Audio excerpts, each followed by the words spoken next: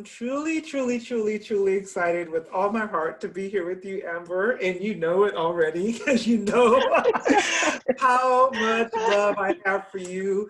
And let Oh, me just likewise. tell the audience how there are people in your life that you meet once and you know you're going to know them forever. You know that no matter how long in between when you talk to them, you can just pick up right where you left off. And that is just who we are together. And I'm just grateful to be able to bring you to our audience. So why don't you tell everyone who you are and something that they may not read in your bio, but about who you are. Oh, okay.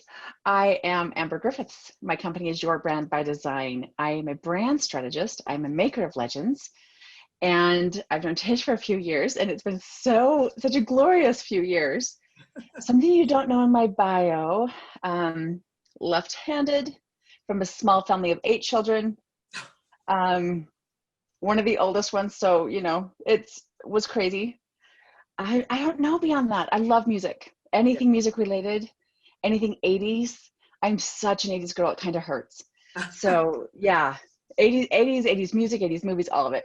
Totally speaks to my I'm right heart. there with you. Okay, nobody gets this question but you. What's your favorite 80s movie? Because I know mine. I totally know mine. I've watched it easily 45 times, probably in the last couple of years. I'm trying to think of when it came out, but there's a movie called Real Genius. And it's one of those, it's Val Kilmer's second movie ever. And it's one of those movies that when I meet somebody new, I'm like, you need to watch this show. We'll be better friends. Partially because you will understand more of my vocabulary. You will understand more of my humor. Because it's one of those shows I've grown up with. I watch it at least 3 times a year because it's delightfully 80s and spectacular. I love it. What is your favorite one? 16 Candles. I've watched that movie. Of course, John Hughes, of course. I was a Brat Pack, Molly Ringwald. I watched the Breakfast Club, all of that. I drove my family crazy. I watched all of them. Love the Breakfast Club. Yeah. Can't get enough of the Breakfast Club. Totally. I've watched everything Molly Ringwald has ever done, believe it or not. Everything. Even She's this like Pretty in Pink. Yeah, all of that Love stuff. Pretty in Pink. Love Pretty in Pink. Yeah. Yeah. So, someone after my own heart. So I have always, from the moment I've known you as this uber, just like powerful, confident person. But I see, just in my work, I see that most people have had to kind of make a journey to being that powerful powerhouse that kind of rocks the stage and stands in their own power. Tell us, what is your confidence story? Is it something you've always had? Is it something that you've had to kind of learn along the way? Or is it something you've stepped into recently? All those things, yes. There's been part of me that I've always been the neighborhood kid since I was 4. My parents moved cities and they're unpacking the truck and I'm down the neighborhood introducing myself to everybody. I'm 4 years old. So there's part of that like since day one, that's been in me. Always loved the stage, always loved to teach, always loved to perform. Yes. So there's part of that. The other part of that, those are several iterations of where I was. I mean, I started my business 14 years ago and I was in corporate doing the same thing before that. But I look back at me 14 years ago and think unrecognizable, completely unrecognizable, both in, I mean, not just, wow, I'm doing something different. I'm working with different people. I'm offering different things. I'm way more confident now than I was then. I think the most recent iteration is less than a year old. The one before that was 4 years before that. And it comes from, I think, you get more clear about what you love to do. Yeah. And you get more clear about the people you want to not just work with and play with and lock arms with, but the ones you can sink your teeth into and think, oh my goodness, if I can help you get your message out there, my world is better. You know what I mean? Like there's those clients who you just think, we are partners for life. This is something I will be as devoted and invested in your success as you are because I believe in what you are doing that much. And I think when you can start filling your day with people like that, you fill your life with people like that. Yeah. And you can't help but walk into a room and go, I know my people are here. I can feel you already. I can feel you. And there's a confidence in that. There's a joy in that. Right. And so that continues to improve and increase and show up more. So it's all the things. I don't know, Amber, how many years I've known you now. I want to say maybe between 5 and 6 years. And I say that because I've been in Phoenix for 6. And it wasn't too long after that that I met you at another conference. Maybe Yeah. between 4 and 5, but it definitely has Yeah. been a few years. Yeah. Yeah. And since I met you, as I said, I always saw you as this powerhouse and strong in your, the way you present and everything. But I can honestly say I've seen that transformation even over the last few years. I've seen you become sure in the way that you kind of state your position, right? I've seen you just really, I don't know, just kind of elevate the way that you show up. So tell me Oh, thank this. you. Well, it's true. It really is true. And I firmly believe that the things that we do, whether it be marketing, branding, sales, all the things that many of us play in this kind of space around, that it's more about, many cases, it's more about confidence than it is competence. But there is an evolution that has to take place. So tell us this, who do you believe you've had to become to enjoy the level of success that you're currently enjoying? Oh, wow. I had to become not better, but a more clear version of me than I ever could have imagined. I mean, because as much as I can look backward and think unrecognizable, I look at the things I'm doing now. I mean, I'm traveling before COVID, Yeah. traveling internationally to speak. I'm working with people who I'm like, I had no idea I had something to offer you. Like, holy cow, people that are just big. And it's kind of that you have to let go of all those things, that this is okay and it's fine. And realize that fine kind of sucks when you realize what's possible. You know, when you're like, but I could be doing this. Are you kidding? Yeah. It's overwhelming. And then when you think even more, like when you just quit putting, I think, caps on what's possible, and you quit thinking, if I can get to 1 million, it's this, or if I can get to 100 people, it's this, or whatever that outer limit feels like, and realize that that's as big as I could think about yesterday, but tomorrow it's going to be a whole new thing. Yeah. And that I think helps just open up so many different doors. And part of it too, I think, is it's one thing to know it, and I know you and I have talked about this before.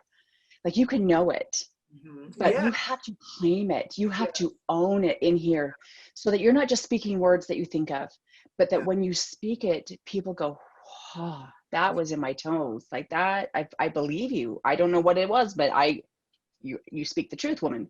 So you're bringing back to my memory this conversation we had. we We had had it. a conversation a couple of years ago, and what it stemmed from, and it was a scripture I was reading, and it was saying, "And you shall know the truth, and the truth will set you or make you free."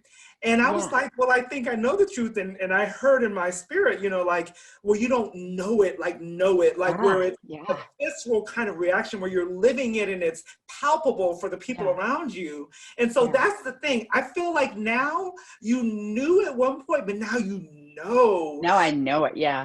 Now it's coming out of my pores. Like, I've got chills. It's that thing where you honestly say, I cannot be other than who I am. Yeah. And really know that that's everything. That's the way you speak. That is what you do. That's what you offer people. It's your visuals, it's your language, it's your mannerisms. It's how you choose in and out.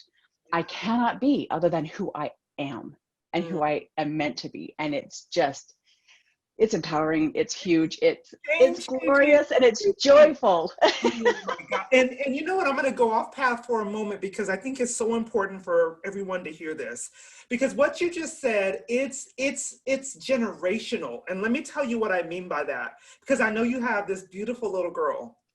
And when you are, as a mother, as a leader, right? Whatever that role may be in your business, in your community, in your household, you give people permission to step up and step in a way that you can't with your lips, because they see your life, and it gives them permission just to be big and to live bold and to not take anything less than who they're supposed to be. And that's powerful. Girl, that is powerful. I got chills myself just thinking about that. I love it. There's something about, and I think it's part of the shift I have made, even in the way I teach branding and the way I strategize for brands, is you have to feel this. You have to be felt, or nothing else matters. You can have all the stuff and check off all the boxes, and if they cannot feel you, Yeah. they are not yours. Nope. They never will be. Yep. And you get to own that in a way that says, I am worth being seen. I am worth being felt. This is amazing. Like, I get to see you as a person. You are seen as me as a person. And that is a relationship built in at a whole nother level. And it's good stuff. It really is. But girl, look at you. You're blowing my mind again. We already had a conversation this morning, and I was like right here. Now I'm way up here. Because think about it this way, Amber. You said you basically, you have permission, or you realize that you deserve to be heard. You deserve to be seen. And I think that so many people, that's where the block is. So I don't speak, I don't get visible, I don't show up. And when I do, I show up at half mass. And it's not because I don't have the expertise or the competence, as I said earlier. It's that feeling of, I don't deserve to speak loudly. I don't deserve to be clear. I don't deserve to be seen. I don't deserve to be consistent. I firmly now believe, I didn't know that I believed this before, but I firmly now believe that consistency is not a matter of time or ability. It's a matter of self-worth and self-perception. Because when you know you have something to offer, you get out there. You want to be seen. You want to go give it out. I have found myself, and I'm learning so much about myself in the last year and beyond as well. But I found myself, Amber, rushing through things, rushing through presentations, rushing through my videos. And what was going on in the background was almost like, you don't deserve to take your time. You don't deserve to be fully heard and fully present. You need to hurry up and get out of their way, like you're in the way. You know what I mean? Like you're wasting your time. And I didn't even realize that was something, you know what I mean? That was a thing, but it was like, no. Give yourself the time to give them the breakthrough that they need. That's what was a huge thing for me. So what you're saying is just like, you as entrepreneurs, as business professionals, we deserve to show up, to be bold, to be, and I say to speak loud, if you will, you know what I mean? Sometimes we silence ourselves. So girl, you're awesome. It's not enough to get loud. You have to get loud with purpose. Exactly. Right? You can't just post more, because then it's just a checklist. Then it's okay, it's Tuesday, I got my stuff up, great, whatever, I got my checklist done. But when you really, and part of that too, I think, is that we're in our heads going, I, me. When we think of, if you really have a message, if you really have a movement and something to share, then it's like, they need to hear this, and they need to hear it at a pace that makes sense, not rushed through, not checked off at a checkbox, but honestly delivered with everything I have in my heart and soul. You get to hear that 100% and then some. And that's a situation. Again, it's that relationship of, we're going to do this together. I know you need to hear this, so I'm going to share it in a way that it makes sense to you. Not because it's Tuesday and I have to, but because I can't not share this with you. Yes. That's a difference. Total difference. I know. I love all of this. See, I told you we could be here all day. I got to watch the clock. I'm like, oh no, what time is it? We're good. Got to do a show or something. So let me ask you this. For many of us, I know for myself, for sure, I've had powerful mentors. I have powerful mentors, people who've made a huge impact in my life. What connections for you, Amber, have played the biggest role in your life? There's been a couple different levels. I've worked with coaches and mentors, and there's been a couple that have been really good, and a couple who have been, wow, that was a learning experience. Working with one now that she's one of those who calls me to my best self. She's like, why are we doing that? And how can we do that even bigger and better? But from the day to day, I think it's really who you hang out with. It's, they always talk about, like, look at your circle of friends. You are a culmination of who your people are. And I think that's been huge for me. I know that since I started my business, I started with a network, and I loved those women. And then about a year in, I started feeling really guilty, because I'm like, it's not working for me anymore. And I had this huge guilt thing going, well, you just think you're better than them, or what's going on? And I finally realized it's not judgment. It's just, they were perfect for what I needed at that point. And they have done everything. I have gleaned what I can. I have given what I can. And I need to do something more. I get to move on. And that's not about them. It's not a character flaw or judgment. It's just, I'm in a new place. Let's up the voltage. Let's play with people in a bigger place. Yeah. And the change and the shift and the growth in that over the last decade has been tremendous. And they are the ones in my immediate circle, Tish, the ones who I can look at and say, you inspire me to do more. You inspire me to show up, and you give me the courage to show up and share everything I have and more, realizing that worst case scenario, we all go and have coffee and go, whew, that was rough. Yeah. Or we celebrate the heck out of it and say, that was amazing. Let's do it again. Yeah. So I think both those two levels have really just been amazing for me. Wow. I think that many people don't hear that or ignore that call to greater. Because I know people, of course, my work teaching a lot of people around networking, people get stuck in their networking circles for far too long because either they hear it and they're too afraid to answer, they're completely oblivious and don't even hear it, or they hear it and they just ignore it. And so they kind of wonder, why is my income in the same place? Why am I not growing as a person? Why am I not getting different? People say, well, I don't find the kind of clients who pay at a higher level. Well, guess what? If you're not elevating your networking circle, in many cases, you're going to stay in that same spot. Absolutely. So that's really, really powerful. Absolutely. If you could sum up your journey in one word, and I kind of think I know what it might be, but I don't know for sure. I'm not going to make the assumption. What would your one word be that would sum up the journey that you would call your life over the last few years? Yeah. Oh, I don't even know. There's like 5. Part of it is absolute rock star. Yeah. Absolute rock star. That's what I was looking for. Yeah. And partially that's my own definition of it, in that rock stars don't apologize for anything but bad behavior. You know what I mean? Like, rock stars don't apologize for what they charge. Rock stars don't apologize for showing up and being loud and being everything that they are. Rock stars don't apologize for that. Yeah. Like, I see so many people stand up, or they'll send me, even people I've worked with, they're like, I'm going to send you this to look at. I'm sorry about this. And there's a disclaimer, caveat. I thought, what are you doing? That's why we're working together, is we're going to make this better and we're going to elevate this. Yeah. Why are you apologizing for your stuff? Yeah. I mean, like, and we do it too often. We apologize for speaking loudly. We apologize for taking up people's time. Yeah. And it's insane. Mm-hmm. So I would say absolute rock star. Why not? That's what I was expecting.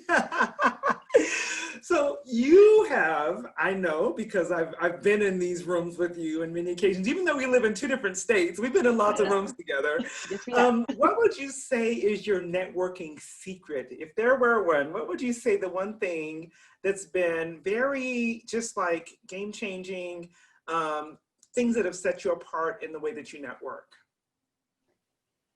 Well, the number one thing is my brand and the way that I brand it. It's not just my logo. It's not just the words. It's everything about me. It's the fact that I can sit in a Zoom room and be felt without saying anything. Yes. Like, if you go through and you look at all the little cubicles, you're like, well, I know what she's about. I can see it. I can feel it. Yeah. And there's ways that, because it's consistent, every time I do speak, every time I open my mouth at all, or anytime I send something to someone, it's me. It's 100% of what I've got in that moment, and it's all yours. Absolutely. And I think that consistency gets it to where when you show up in a new event, people go, I think I know you. Yeah. I think I know you. Yeah. And that's like yay, we are, But that's the power of a clear brand and a clear persona that's just everything you have. I think that's the power. So two things come to mind for me. I was on a call with one of my coaches early this morning, and I thought it was really powerful because we're going through some, just looking at pricing and things like that, and she's going through my site, and she stopped and she goes, oh my God, you're so well branded. And I was like, yay! Number one, because I'm like, oh, that wouldn't have been the case in years past. I've been watching the RockStar, so I know certain things. But the funny thing was, I'm at the gym. I go to my workout. I normally work out in the morning, but I just happened to work out in the afternoon that day, but I got to get to another meeting. So I do the one thing I very seldom do. And of course, this was not during COVID, but I never shower at the gym. I always, because I work out in the morning, I go back home and I get day, but I had to shower at the gym that day. So I'm almost dressed, but not completely. I like having my shirt coming over my head. I have my bra and I have my shirt coming over my head. Yeah. And this person walks up to me, Amber, and says, "You're Tish Times." And I'm like, "Yeah, can I finish putting my shirt on?" But she said, "I follow you on Facebook. I see all your things." And I'm just literally like, yay for my branding and poor timing, woman. Could you give me 12 and a half more seconds? No, can you meet me outside? Just, something.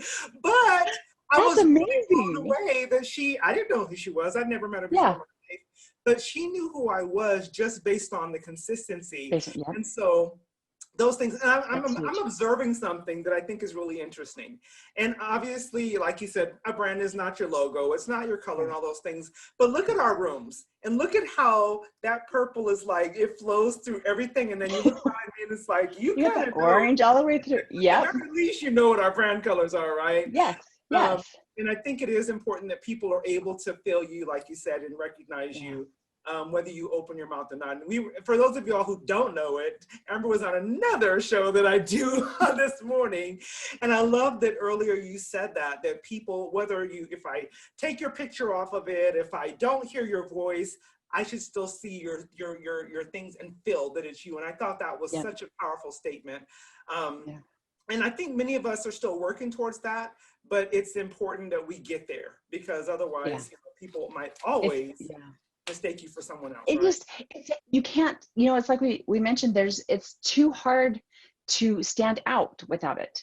If I can't offer an experience for you on whatever level we play, I don't care if you're paying client or a client or whatever it is, if I'm not delivering an experience that matters, there is no point. There's no point. There's no lasting impression. There's no lasting impact. Then it's just, it's like you go in to buy Nike shoes. Well, but if you buy it somebody else's, you're just buying another pair of shoes. Or you can get Nike, because there's an experience that goes with that. That's the important part. It's like, what am I offering? What is that experience that you take home with you? That's completely different level. It's the fun stuff. I love that. I think of course, I think of Nike. I also think of Apple. I think Apple does a really good job. Apple's huge. You know what I mean? People are like, either they're for it or they're like all in. Most people buy a phone, they buy the Mac, they buy, they go all in. And then interestingly, and I don't know how everybody else will feel about this, but my husband, it's like almost, it's weird. He went to Texas A&M, and whenever he has his gear on, no matter, we live in Arizona. And even when we lived in Texas, we lived all the way on the southwest tip of Texas. But no matter where we are in the world, an Aggie will always recognize an Aggie. They have this like camaraderie that is weird, but it's an experience. It's that shared experience. Exactly. And so I love that, being able to feel that. So a few things. I'm not going to rush through this because I want people to hear your answer to a few of these questions. So what's one thing you could share that would give our audience literally like a hand up, a leg up as it pertains to making their networking, the way that they're currently walking into rooms, the way that they're exiting rooms and being more memorable? What's one thing that they could do in the next 30 days, do you think, that can change the way that they're networking, be it online or offline in our current climate? I would say find a way to introduce yourself that doesn't include a noun. I love it. Don't be a noun. Be amazing. People say, I stand... Did you just say that? That's the title of this podcast right now. Don't be a noun, be amazing. Be amazing. We get so caught up in what to call ourselves because the business card has a space for it. Yeah. You get to be anything you want, and it doesn't matter. Again, it's that competence versus confidence. I don't care what you say you are. Can you help me? Are you my people? Will you take me there? So we went to this really quickly, this boot camp, and there were like 30 of us introducing ourselves. It was kind of an intimate thing. Right. And we had 30 seconds to stand up and do the introductions. And I was the only one. I got up and I said, I'm a maker of legends. I do this and this and this. Oh, and by the way, my name is Amber Griffiths. Yeah. And people went, what? And all I did was flip it. Yeah. I just wanted to see what would happen. And they're like, did you forget? And somebody the next one, they're like, no, did you hear how we all leaned in to make sure we saw her name? We heard her name. Just that little thing, just try it. See if you like it. It gets people out of the rhythm of, I'm in a networking group, this is what we do. So describe what you do in some way that doesn't include a title. I mean, mine's had RockStar, maker of legends, brand strategist, whatever. I'm a kick butt chick. I'm going to help you make your brand. It really doesn't matter what my title is. You know what I mean? Just tell me you can help me, show me you can help me, and I'm in. Amber, I love you so much. I just fell deeper in love with you right now. Thank you. Right now. Oh my God. Oh. We're gonna wrap. We're gonna bring this down. Okay. Okay. And the people who are listening, how can we refer you? Who are you looking to work with right now? Who is kind of looking, they're online and they're just like, what's the word that they're Googling, and who are those people that you're looking to serve? They're probably Googling branding. Okay. The people that I serve best are the ones who have that call to more. They're like, I have my stuff, but how do I make that bigger, more amazing, more impactful, more money? I mean, this absolutely has to be about revenue. Right. So the ones who are like, and I'm not talking like I need a year to ramp this up. Right. I'm like, because we have 3 months left. That's it. Yeah. And there are certain things that you have to have buttoned up in your persona and in your brand before the end of the year, or 2021 is going to be really, really rough. Yeah. Again, it caps your potential without having that shown up.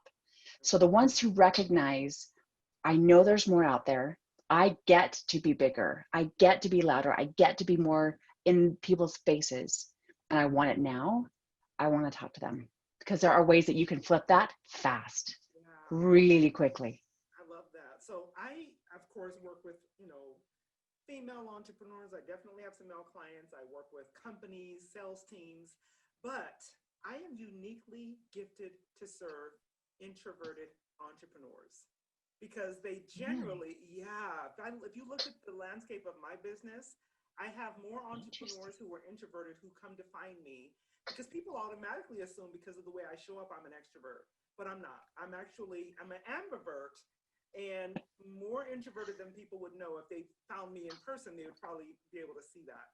Who do you feel like you are uniquely gifted to serve within that group you just mentioned? Is there a specific group of people who find you more often than others, or is it more just across the board? There's a pretty good balance, but I will tell you it's the extroverts. Interesting. Because they're ready to be seen. Yeah. They're ready to be remembered. The introverts are not quite there. They're like, I think I do, but oh my goodness. And there's no judgment of that. It's just, that's their nature. And so it takes them a little bit of warm up. But the extroverted ones who are like, I will be seen.